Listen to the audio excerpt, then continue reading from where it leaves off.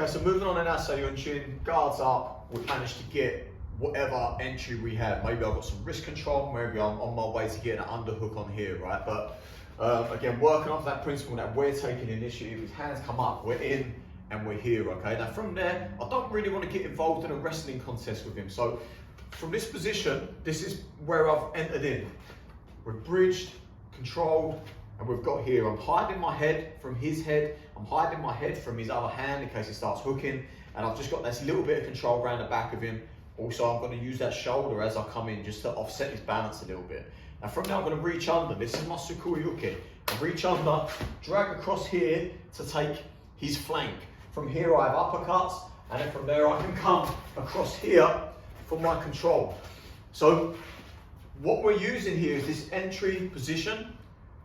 We're using that arm drag to open the flank. I'll go with a little strike on the way through, and then as I step through to the next posture, this is how then, after we've done that strike, we then step through, take the back into this position here where now I have a bit of shoulder control and a little bit of neck control. So a less lethal option on this kata for this one, yeah? So a more controlling manner for, you know, stuff I used to use back in the day when I was still involved in law enforcement. So again, here, we're in this way, I've got this control, I've got this little bit of balance displacement if I need it, I've got my shoulder if I need it, I've got my head if I need it. From here I'm under, I've got my arm drag, I've got my strikes here, again, if I need. Now from there, as I come round, can I just turn you round?